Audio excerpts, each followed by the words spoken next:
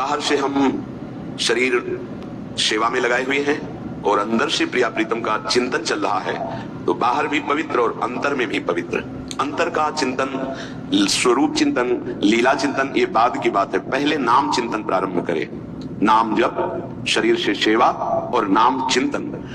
अगर हम सेवा परायण हैं तो नाम का जिह्वा से जरूर उच्चारण करें, विस्मरण होने की संभावना है।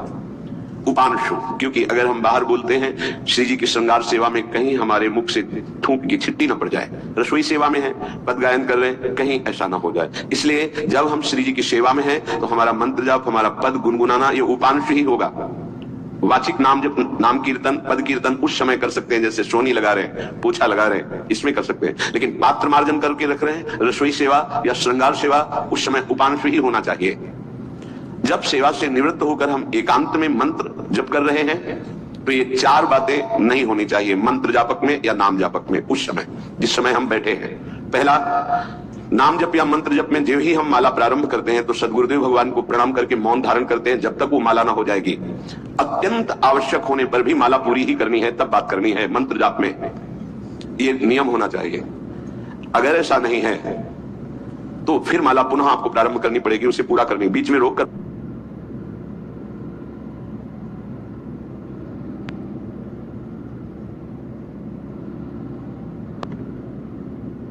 बात करके फिर आगे ये नहीं चलेगा।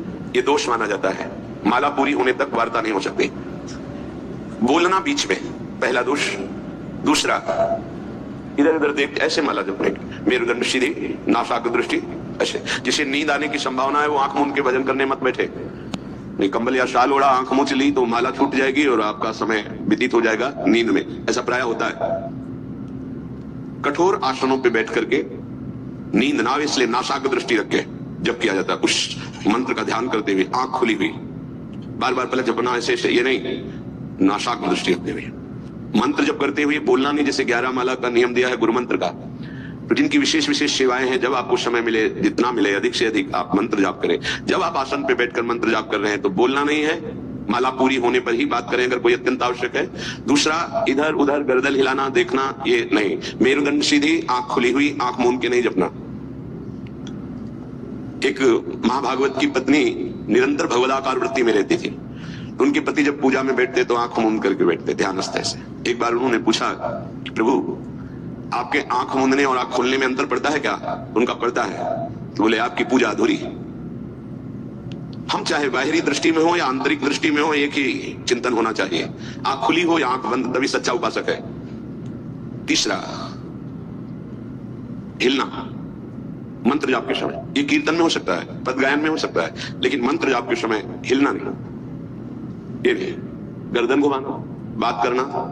चौथा, हंसते हुए प्रपंच की वार्ता करना, हंसी मजाक चल रहे, बोलना मतलब उत्तर देना। चौथे में जो हंसते हुए प्रपंच वार्ता करना। बैठे कुर्सी में 3 लोग, माला हाथ में, प्रपंच की वार्ता। अपमान कर रहे हो प्रपंच की वार्ता, अपमान कर रहे हो माला का, मंत्र का। आप क्या कर रहे हो? उपहास कर रहे हो। 4 लोग जा रहे, माला सरक रहा है, बातचीत कर रहे, तो माला सरकाने से थोड़ी भगवत प्राप्ति होगी। जो माला की एक भी मन का नाम और मंत्र से खाली ना जाए, उसका चिंतन करते हुए, वो आंतरिक चिंतन को बढ़ाने के लिए माला है। माला सरकाने से थोड़ी भगवत प्राप्ति होती है। माला की मनका के सहारे से हम प्रत्येक मंत्र का चिंतन करके, उसका श्रवण करके, मनन करके, तब फिर आगे बढ़ते हैं। ये थोड़ी कि जल्दी जल्दी। किसी किसी की माला को तो देखते हैं कि इतनी रफ्तार से कैसे चल सकती है। अगर हम केवल राधा नाम भी जपे तो इतनी रफ्तार से नहीं चल सकता, क्योंकि हमें लिखना है राधा राधा, फिर अष्टादशाक्षर मंत्र या 12 मंत्र। फिर इन मंत्रों को तो कैसे आप इतनी जल्दी, कैसे बिना अक्षर मात्रा दर्शन के कैसे आप मन का सरका दिए? 11 माला बहुत होते हैं। अगर जिस पद्धति से कहते 11 माला कर लो तो बहुत जल्दी मानसिक सिद्धि प्राप्त हो जाए। सामने मंत्र लिखा हुआ है, हर बार नवीन मंत्र की रचना कर रहे हैं। हर मन के पे, एक मन के पे पूरा मंत्र लिखा, फिर एक मन के पे पूरा मंत्र, फिर मन। देखो मन कहां भाग के जाएगा, मन निर्विषय हो जाएगा, सच्चिदानंद की तरफ दौड़ पड़ेगा मन। जब के समय किसी को उत्तर देना, इधर उधर देखना, शरीर को हिलाना, हंसते हुए हंसी मजाक वार्तालाप करना, 4 बातें जब में निषेध है।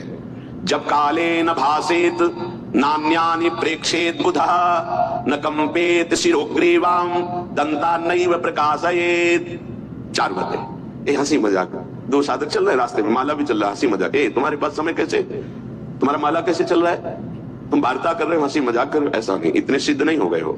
जो शास्त्र जब काले न भाषित नान्यानि प्रेक्षित बुधा न कंपित शिरोग्रीवाम दंतान नहीं प्रकाशित, माला जपते समय ये ऐसे हिलना डुलना, शांत, हंसी मजाक न, दंतान नहीं प्रकाशित, दांत नहीं दिखाई देने चाहिए। गुरु मंत्र के समय तो मुख से वायु भी नहीं निकलनी चाहिए, मुख से, बस ये स्थिति। थोड़ा दांतों के बीच में जगह है, जिह्वा का अग्रभाग ऊपर के दांत के जोड़ पे है, हल्की सी नाक की श्वास से मंत्र का उच्चारण है, उसी का श्रवण है, और नेत्रों से दृष्टि में हम देख रहे हैं। भगवदाकार मंत्राकार वृत्ति करनी है। प्रभु के मंगलमय नाम उच्चारण करने से करोड़ करोड़ जन्मों के पापों का नाश होता है, ऐसा शास्त्र और ब्रह्म ऋषियों ने निश्चय किया है। भगवान का नाम उत्तम श्लोक है, पवित्र कीर्ति है।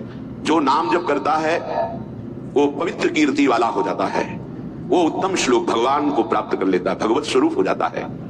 इस मार्ग में चलने वाले उपासक से, चाहे वो ज्ञान मार्ग का हो या भक्ति मार्ग का हो, कोई पाप बन जाए तो शास्त्रोक्त प्रायश्चित करने की आवश्यकता नहीं है। जैसे कृच्छ व्रत, चंद्रायण व्रत, बड़े बड़े कठोर व्रत पापों का प्रायश्चित करने के लिए हैं, वो केवल नाम जप, नाम कीर्तन अपना बढ़ावे, उसी से सारे प्रायश्चित हो जाएंगे। जप करने वाले को अन्य प्रायश्चित करने की आवश्यकता नहीं है। जब तक अनंत जन्मों के हमारे पाप हैं तब तक हमारी नाम में रुचि नहीं होती। ये बहुत ध्यान देने का विषय है कि जब नाम की इतनी महिमा है तो सब लोग नाम में क्यों नहीं लगते? बोले इसलिए नहीं लगते कि इतने पाप हैं कि नाम की तरफ रुचि ही नहीं हो सकती। जैसे कोई कहे कि चीनी चीनी चीनी कहने से तो क्या मुंह में मिठास आ जाएगी क्या? भोजन भोजन भोजन करने से क्या पेट भर जाएगा क्या? तो ऐसे कृष्ण कृष्ण राम राम राधा राधा करने से क्या राधा मिल जाएगी क्या? बड़े तर्क होते हैं ना दिमाग में। वो जड़ वस्तु है, वो न पहले थी ना बाद में रहेगी, बीच में भी उसकी सत्ता नहीं है। ना सतो विद्यते भाव। और जो भगवान को अधीन कर ले, भगवान से भी महान, जिसकी महिमा स्वयं भगवान नहीं वर्णन कर सकते, कहां लगी। नाम बढ़ाई राम न सके नाम गुण गाई। वो इन भौतिक पदार्थों के नाम जैसा नहीं है, वो सच्चिदानंद है। स्वप्रधानमेव पुरुषोत्तम कीर्तनम पाप प्रध्वंसन हेतु। जो भगवान पुरुषोत्तम का नाम कीर्तन करता है, उसे अन्य साधन करे या न करे, प्रधान साधन नाम जप या नाम कीर्तन उसके सर्वस्व पाप का नाश कर देता है। किसी दूसरे प्रायश्चित के स्पर्श की भी आवश्यकता नहीं है। केवलमेव हरि कीर्तनम कृष्ण पापक्ष हेतु नान्य समुचितम नतरा मन्यांग भूतम। केवल नाम जप नाम कीर्तन संपूर्ण पाप और पाप प्रवृत्ति को विध्वंस कर देता है। अन्य किसी साधन के अंगभूत की आवश्यकता नहीं है। हो रहा है अच्छा, नहीं हो रहा तो चिंता की बात नहीं है। संपूर्ण पाप और पाप प्रवृत्ति का नाश करने के लिए केवलमेव हरि कीर्तनम, केवल भगवन नाम कीर्तन, भगवन नाम जप। नरक हेतु संस्कारः प्रायश्चित्त निर्वर्ते न सजाति योत्पादकः भक्त्या पुनरुभव विधोपीति भक्तेरे वाक्यंतिक शुद्ध हेतुत्वम न कर्मणाम। जैसे निश्चित हो चुका है आपके पाप कर्म से बन चुके कि नरक जाना है, निश्चित हो चुका है। अब उसको मिटा सकता है तो केवल नाम जब मिटा सकता है, दूसरा कोई साधन नहीं है। न कर्मणाम, कोई ऐसा कर्म नहीं कि तुमको रोक सके नरक जाने से। ऐसे आचरण बन गए तो बोले नरक का हेतुभूत जो कर्म हुआ, जो पाप जमा हुए, उसमें भस्म करने के लिए और भी प्रायश्चित हो सकते हैं, लेकिन उसकी जो वासना है, जो संस्कार है, जो पाप प्रवृत्ति है, वो किसी में नष्ट करने की सामर्थ्य नहीं, किसी कर्म में। वो केवल नाम जप में है। नाम बड़े बड़े पापों को विध्वंस करके पाप की वासना, संस्कार, प्रवृत्ति का नाश कर देता है। संस्कार निवृत्त हो जाना बहुत कठिन बात है। पाप निवृत्त होने के तो बहुत साधन बताए गए हैं। अतः एकमात्र नाम जप नाम कीर्तन पाप प्रवृत्ति, पाप संस्कार, संस्कारों की निवृत्ति कर देता है। अत्यंत शुद्धि साधनम आवृत्ति गुणकम कृष्ण कीर्तनम अत्यंत शुद्धिश्च सह वासनाभि पापानां परिचयः भविष्यद्भिः पापैरनुपश्लेषः फलमाप्यतैः प्रारब्ध परिचये च युक्तमेवावृत्तोपेक्षणम्। यदि बार बार नाम की आवृत्ति की जाए, राधा राधा राधा राधा, बार बार श्री कृष्ण कीर्तन किया जाए, नाम जप किया जाए, तो किसी अन्य साधना से जो शुद्धि नहीं होती वो बहुत जल्दी ये नाम जप से, नाम कीर्तन से होती है। वासनाओं के साथ समस्त पापों का नाश हो जाना अत्यंत शुद्धि है। भविष्य में कभी किसी पाप का संपर्क जो भूल से, चूक से, कुसंग से उपासक से बन जाता है, वो तत्काल भस्म हो जाता है। तत्काल इतनी भीषण चलन प्रायश्चित पैदा होती है कि उसके लिए नहीं कि अभी का पाप शाम तक भी टिक पाएगा, नहीं, तत्काल प्रायश्चित होता है। नाम जप से तत्काल ग्लानि, इतनी जलन क्यों भस्म हो जाता है। और अगर उपासक चाहे तो प्रारब्ध का क्षय भी कर देगा।